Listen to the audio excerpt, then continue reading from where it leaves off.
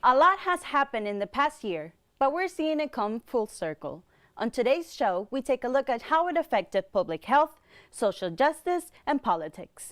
We also speak to a college senior about to graduate in this unique time. Studio G starts right now.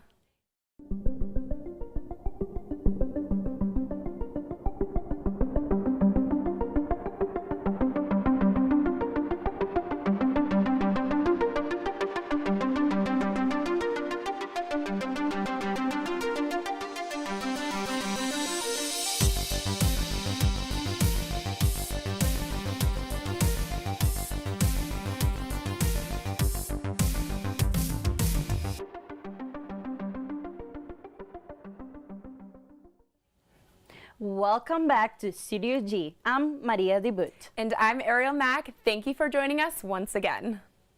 We start off today with a big update following the ongoing Derek Chauvin trial.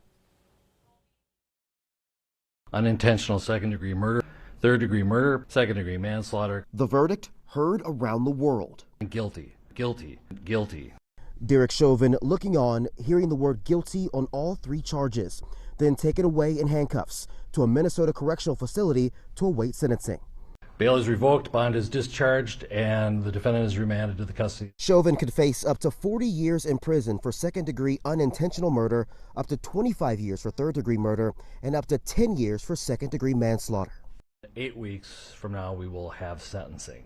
But for activists, Chauvin's conviction for the murder of George Floyd is just one step towards racial justice. Just because we got one victory is not enough. We need to stay woke. Floyd's family calling on Washington to act. We have to pass the George Floyd Policing Act. We have to stick together and continue to fight. In a call with the family Tuesday, President Joe Biden promising to deliver. We're going to get a lot more done. We're going to do a lot. The family says they are pleased Chauvin is being held accountable, but there is still more work to be done to achieve equality. We're going to continue this journey, and we must not let his death be his last word. Many have shown support after hearing the verdict in hopes of more accountability in the future. More updates on the Knoxville shooting that left a student dead and an officer wounded. Authorities are now being asked to publicly release police body camera footage of the shooting that took place last week. Mayor India Kincannon, also with activists, are asking local district attorney Charm Allen to authorize the release of the footage, but has declined, saying it could damage the Tennessee Bureau of Investigation ongoing examination. The TBI initially said the armed student, who was identified as 17-year-old Anthony Thompson Jr., fired at Officer Adam Wilson during a struggle before being shot and killed. Now they're saying that the bullet that left Wilson wounded did not come from Thompson's gun. As of right now, the TBI will not release the video until they have finished their investigation. New win on Nevada legislation. Many new bills have been proposed this year. It's important to stay updated on these bills being proposed in Nevada because they can influence our everyday lives. Bill AB 126, the presidential primary, was introduced to end the caucus system in Nevada. This bill would allow up to 10 days of early voting and would make Nevada the first state to have a primary election to determine a party leader. Bill AB 376 is a very influential bill that would essentially make Nevada a sanctuary state. This would prohibit law enforcement from enforcing immigration laws. Like California, we could also become a sanctuary state. This bill is sponsored by the name Keep Nevada Working. Keep in mind, this bill is being strongly opposed, with many saying we must protect Nevada's workers first. Bill AB 308. This bill would disallow landlords from charging late fees to tenants. This bill was largely proposed due to the ongoing pandemic and record high unemployment rates in the state. A popular bill that you probably have heard about is Bill AJR 10. This bill would increase Nevada's minimum wage to $12 an hour. This bill has been spoken for quite some time and has a lot of support behind it. These are just some of many bills proposed just this year. If there's a bill that you disagree with, call your legislators. You have more power than you know. Clark County announced their COVID-19 plan that will be in effect starting May 1st. On Twitter, they listed that the county will increase capacity to 80%, reduce social distancing to 3 feet. Once 60% of the eligible population gets at least 1 dose of the vaccine, both capacity and social distancing requirements will be lifted. Right now, 44% of Nevada's eligible population have received the first dose. Did you receive the Pfizer vaccine? Their 2-dose requirement is about to change. Triana Gondo has more. In a recent CVS Health Live event, Pfizer CEO Albert Bourla shared a new update about the booster dose. According to Bourla, people are likely to need a booster dose of the vaccine 6 to 12 months after their first round. Similar to a flu shot, this one will be an annual revaccination.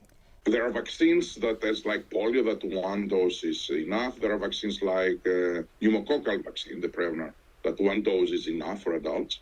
And there are vaccines like flu that you need every year. The COVID virus looks more like the influenza virus than the polio virus. This 3rd dose can assure protection from new strains being discovered. We were effective against the South African variant. In South Africa, we had 800 people in the clinical trial, 400 received the vaccine, 400 received the placebo, and there were 9 cases of COVID, and all 9 cases were with the placebo group. None of the 400 vaccinated received, got infected. Officials are still testing the timing of the follow-up vaccine doses. Reporting for Studio G, I'm Triana Gondo. As officials are still testing the timing of follow-up vaccine doses, it is extremely important to suppress the pool of people that can be susceptible to the virus. In the meantime, the UNLV Student Union is still accepting walk-ins for first doses of the COVID-19 vaccine only. While Las Vegas already has scheduled 100% reopening happen in June, another capacity boost may come soon. Studio G reporter Jonathan Corral gave us a quick rundown on that. Earlier this month, Nevada State Governor Steve Sisolak announced that Las Vegas would open back up at 100% capacity this coming June 1st. However, Clark County officials have proposed a capacity boost that would begin on May 1st and see capacity limits increase from 50% up to 80%. Social distancing requirements would also be reduced from 6 feet down to 3 feet. The proposal comes from the fact that, beginning May 1st, Governor Sisolak is leaving social distancing mandates up to local jurisdiction control. According to the officials behind the proposal, this capacity boost would help to ease business back into a full reopen. The proposal is currently under review. However, Las Vegas is still on track to reopen at 100% capacity by its scheduled date, regardless if we get this extra capacity boost or not. Reporting for Studio G, I'm Jonathan Corral. Hopefully, whatever happens, we don't rush into it and take the proper precautions needed to ensure the safety of everyone. EDC has now been postponed to October. Founder Pascual Rotella released a statement last night that the festival that was planned to be held in May is now being pushed back due to Clark County's reopening plan to have their residents' population vaccinated before holding large-scale gatherings, such as EDC. Rotella apologizes for the delay, but gives festival goers hope, saying that EDC will be taking place from October 22nd to the 24th. Those that have purchased tickets can either automatically have them transferred to the October dates or ask for a refund. In world news, Indonesia's Navy is searching for a missing submarine with 53 people on board that went missing on Wednesday, and are seeking help from their neighboring countries, Australia and Singapore, in the pursuit. The Indonesian Ministry of Defense said the German-made submarine lost contact during an exercise in the Bali Strait, a stretch of water between the islands of Java and Bali that connects the Indian Ocean and the Bali Sea. Chad's long-serving president, Idris Deby, has died from injuries sustained from clashes with rebels, further plunging the region deeper into crisis. Deby, a longtime Western ally in efforts to quell Islamist militias in North Africa, had been visiting troops fighting rebels in the north of Chad. Deby had been in power for 30 years and was projected to win a 6th consecutive term in elections held earlier this month. China's President Xi Jinping will attend the U.S.-led Climate Change Summit this Thursday at an invitation of President Joe Biden. This is the first meeting between the two leaders since the new U.S. administration. After bringing the United States back into the 2015 Paris Agreement on cutting global carbon emissions, President Biden invited dozens of world leaders to join the two-day virtual summit starting Thursday. Xi will attend the summit via video and deliver an important speech. That's news from around the world. I'm Sydney Arpano. Now let's send it back over to the desk. Fire started in Cape Town, South Africa, Sunday evening. As the flames continue Monday morning, firefighters are working diligently to maintain the fire. Studio G reporter Ariel Mack has more on the update. 3 firefighters were severely injured after the Cape Town fires in South Africa. The fire started Sunday morning in Table Mountain National Park, popular with hikers and cyclists, covering 1,544 miles of land. The flames were under control until strong winds Monday morning pushed the fire towards populated areas, engulfing the University of Cape Town. Over 200 firefighters and emergency personnel, including 4 helicopters and a spotter aircraft, battled the flames. Printed and audio-visual files, manuscripts, personal papers, and more than 85,000 books and pamphlets were housed in the library that was burned down. No deaths have been reported. Residents have been evacuated in the city's outskirts as the fire continues. Police are investigating the cause of fire. More information will be released as updates come. Reporting for Studio G, I'm Ariel Mack. Prayers go out to the families and victims in the fire. It is unknown whether the cause of the fire was accidental or intentional. We will continue to bring updates as the story develops. Don't go anywhere. Studio G will be right back. You're pregnant, and no matter what you do, no matter what you try, you can't stop using. But it's not too late. There are safe places across Nevada to help pregnant women stop using. No matter how lost you are, how far along you are, there's always hope. If you or someone you love is pregnant or thinking about getting pregnant and using alcohol, drugs, or tobacco, visit SoberMomsHealthyBabies.org or call 211 to find help today. There is no known safe amount of marijuana used during pregnancy. Everything a mother eats, drinks, or smokes affects her developing baby or enters her breast milk. Just like alcohol and tobacco, using marijuana can have negative effects on your baby. Using any form of marijuana may be harmful to your baby during pregnancy and while breastfeeding. Marijuana can affect your ability to care for your baby or someone else's baby. If you're pregnant or a new mother and using marijuana, you are urged to quit. Visit SoberMomsHealthyBabies.org or call 211.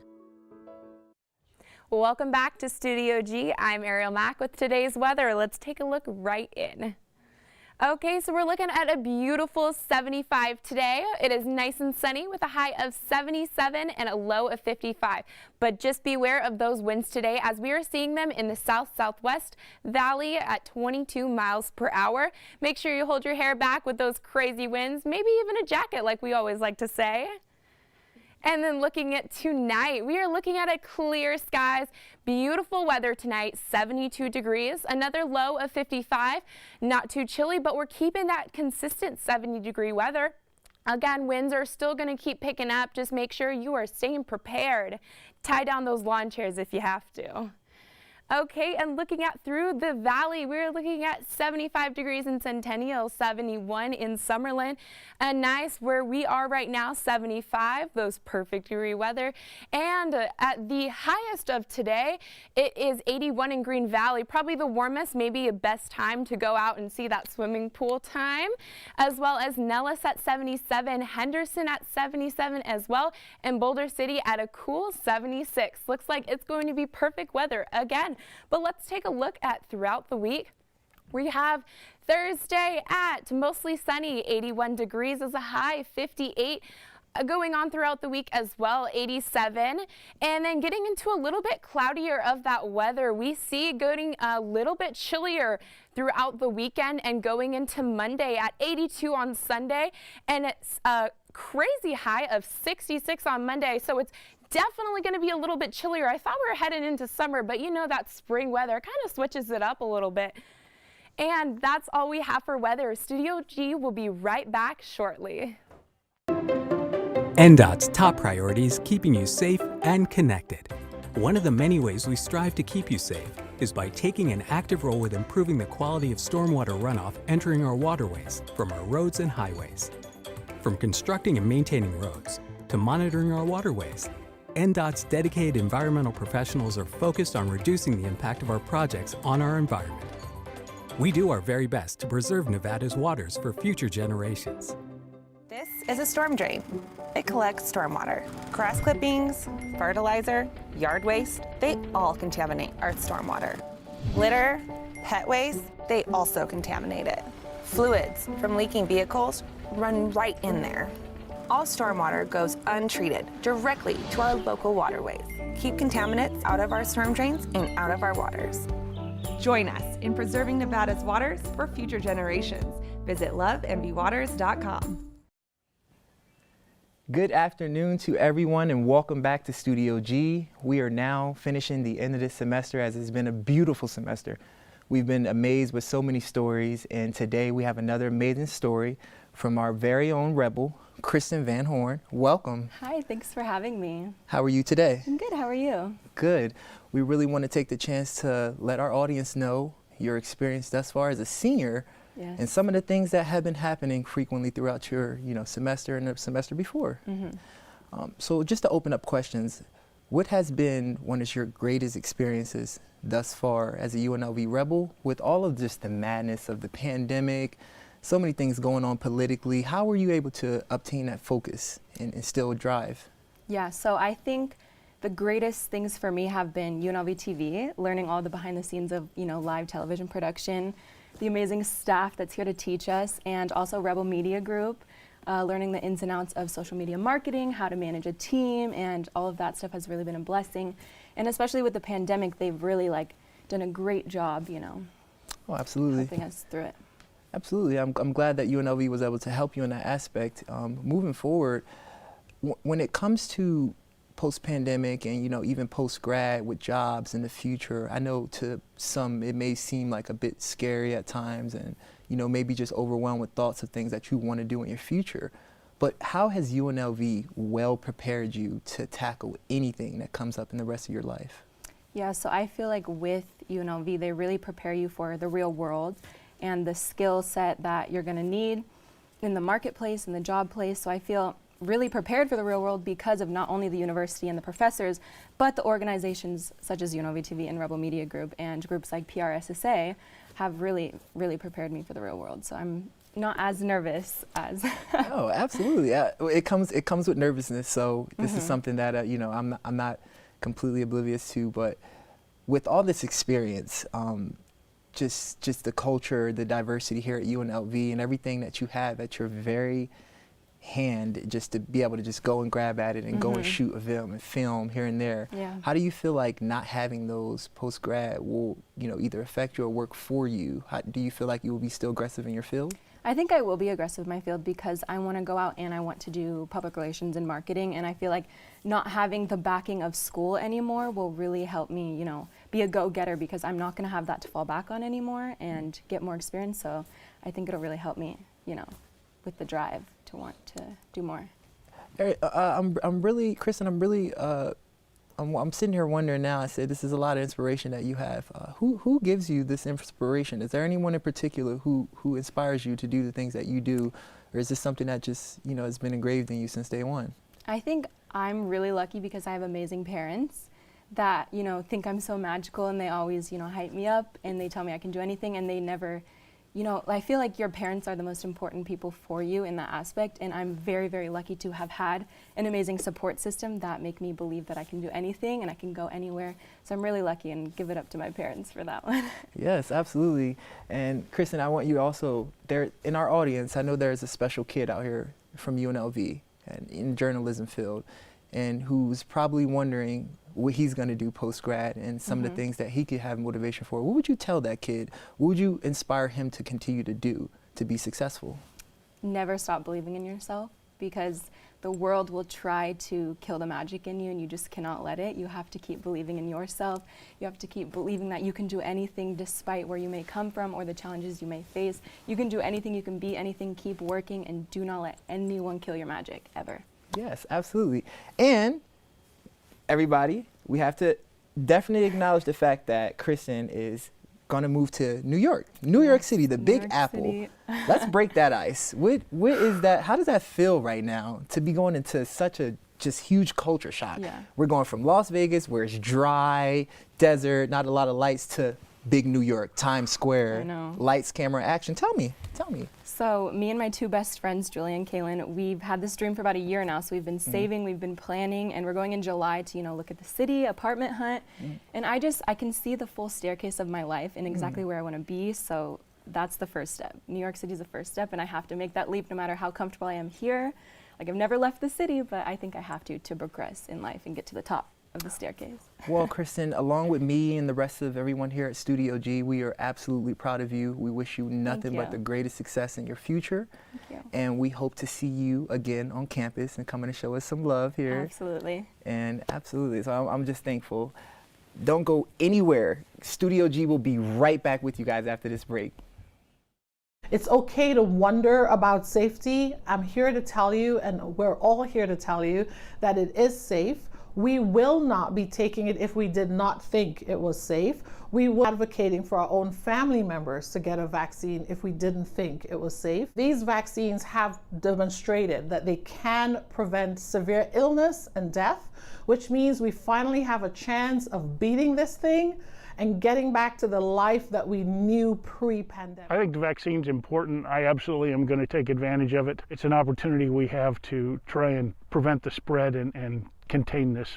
Look, we know the devastation that Nevada's economy has seen from the COVID-related illnesses and the shutdowns at businesses across the board, from gaming all the way down to small business. And we need to make sure that we do everything we can to protect our loved ones, to protect our neighbors and friends. Anything we can do to get back to work is extremely important. In the entertainment news, today marks the 5th anniversary of the death of music legend Prince. Purple rain, that's all right. Come on, y'all. Purple rain, oh yes. Don't it feel good? Only wanna see you. Can I play this guitar? The American singer and songwriter had 5 U.S. #1 singles and 15 worldwide #1 hits. People have taken to Twitter to rank his classic top charting singles, including Purple Rain, Little Red Corvette, and When Doves Cry. British girl group Little Mix announced their new single, Confetti, which will be released April 30th. This is the first single for the group after former band member Jessie Nelson left the group. The new single will feature American rapper Saweetie. To wrap up, we want to wish a special happy birthday to the Queen herself. Queen Elizabeth II is celebrating 95 years and kicking off tourist season. There will be no public celebration as the monarch is still in mourning of the recent passing of Prince Philip. Shoplifting and petty theft are no laughing matter, except when the culprit is an adorable dog trying to free his best friend, a purple stuffed unicorn. The dog, named Sisu by a North Carolina animal shelter, was eventually reunited with his bestie when an animal control officer brought the $10 toy when escorting Sisu into the shelter. Now Sisu is just days away from going to his forever home with his forever best friend.